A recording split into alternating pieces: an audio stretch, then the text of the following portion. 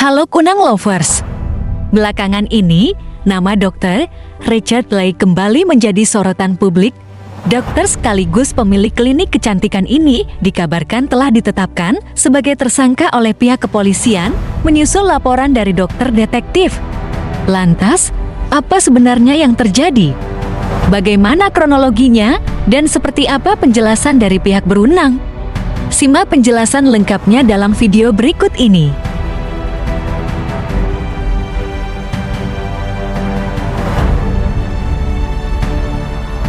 Dilaporkan ya oleh pelapornya, sebenarnya inisialnya HH, yaitu kuasa hukum dari saudari S ya, yang melaporkan saudara LL yang saat ini sudah status sebagai tersangka ya. Penetapan tersangka untuk saudara LL itu ditetapkan tanggal 15 Desember 2025. Nah, untuk pemanggilan saudara LL sebagai tersangka itu sebenarnya dipanggil pada tanggal 23 Desember kemarin. Namun tidak hadir, tapi memberikan pemberitahuan untuk bersedia hadir pada tanggal 7 Januari. Jadi nanti ada di reschedule untuk pemeriksaannya ke tanggal 7 Januari. Nanti kalau tanggal 7 Januari tidak juga hadir, maka akan dilayangkan panggilan kedua. Ya. 7 Januari itu berarti kalaupun misalnya tidak datang Pak di tanggal 7 Januari, tindakan dari pihak Polda Metro Jaya Pak? Ya, kita lihat nanti dari gimana dari kawan-kawan penyidik. Ya, yang pasti kalau nanti panggilan kedua dia tidak hadir, maka akan dikeluarkan surat perintah penjemputan pada tersangka. Ya. Cukup ya? Oke Pak, makasih Pak. Ya.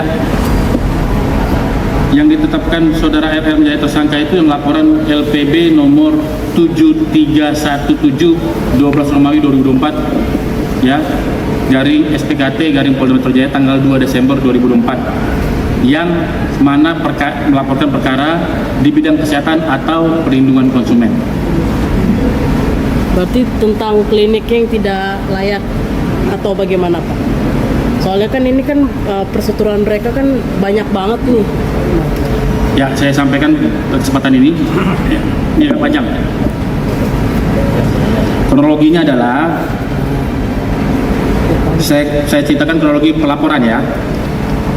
Pelapor yaitu saudara HH selaku kuasa hukum dari korban ya,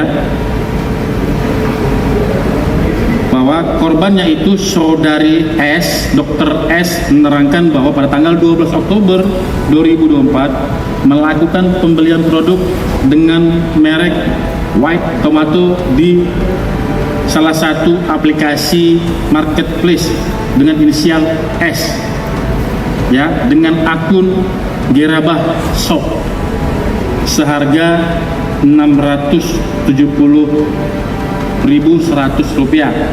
Namun setelah barang diterima dan dicek, ternyata komposisi tidak terkandung white tomato. Selain itu, pada tanggal 23 Oktober 2024 korban juga membeli produk dengan merek DNA Salmon ya, di rumah saja, di aplikasi, di salah satu aplikasi ya, di rumah saja, di rumah aja, di salah satu aplikasi dengan inisial T ya, dengan akun Rai Sales Shop ya, saya ulangi, dengan nama akun Rai Sales Shop seharga Rp1.030.700. Namun setelah diterima, diduga barang sudah tidak steril karena tidak ada tutupnya dan kemasannya dikemas ulang. Selain itu, pada tanggal 2 November 2024, korban juga membeli produk dengan merek Miss V ya, dengan merek Miss V Stem Cell by Athena Group melalui salah satu media marketplace dengan inisial S dengan akun God Deskin ya, God Deskin by Athena seharga 922.000. Namun setelah barang tiba dicek ternyata produk tersebut repacking dari produk REQ Pink. Ya, itu yang dilaporkan. Saya tidak bisa menyampaikan inisial karena ini sesuai dengan laporan. Ya, itu yang dilaporkan oleh saudari Dr. dengan inisial S melalui kuasa hukumnya saudara HH. Berarti ini hari Rabu adalah pemanggilan kedua dari untuk Richard Lee. Pemanggilan pertama yang di schedule. Oke. Jadi dia minta di schedule karena tanggal 23 dia tidak bisa hadir karena ada perhalangan, sehingga tanggal 7 Januari dia minta di schedule tanggal 7 Januari. Jadi kita lihat nanti kalau memang tanggal 7 ini tidak ada konfirmasi, maka penyidik akan melayangkan panggilan kedua. Kalau tidak diindahkan juga akan dilampirkan dengan surat perintah penjemputan. Surat perintah membawa. Pak, berarti hanya satu orang saja kan ditetapkan sebagai tersangka atau ada satu orang lagi sebagai timnya atau bagaimana, Pak? Saat ini itu yang dari kawan-kawan penyidik, ya. Sementara baru satu. Nanti tapi apabila nanti ada perkembangan dari hasil penyidikan lebih lanjut, nanti akan kita sampaikan pada saat rilis berikutnya. Karena dari di sosial media dokter selalu berkoar-koar inisial H juga ikut terseret menjadi tersangka, Pak. Makanya kita kan untuk menentukan keterlibatan seseorang terhadap tindak pidana kan harus minimal mengantongi 2 alat bukti dan harus bisa membuktikan ya keterkaitan antara A, B, C dan D, ya, sehingga actus reus dari mens rea dari perbuatan tindak pidana yang dilakukan oleh oleh tersangka itu harus bisa dibuktikan oleh kawan-kawan penyidik. Jadi tidak sembarangan untuk menentukan orang sebagai tersangka. Minimal penyidik harus mengantongi 2 alat bukti untuk membuktikan bahwa dialah pelakunya dan benar tindak pidana itu terjadi dan itulah barang buktinya. Berarti tidak menutup kemungkinan akan ada tersangka tambahan. Kami belum bisa menyampaikan, tapi yang namanya penyidikan kan dinamis, ya toh.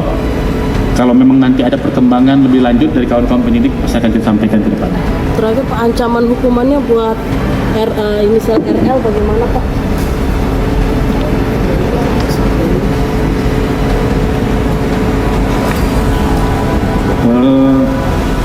Tadi ya pasal yang dipersangkakan itu pasal 435 junto pasal 138 ayat 2 Undang-Undang Nomor 17 Tahun 2023 tentang kesehatan. Demikian Kunang Lovers, informasi yang bisa kami sampaikan kali ini.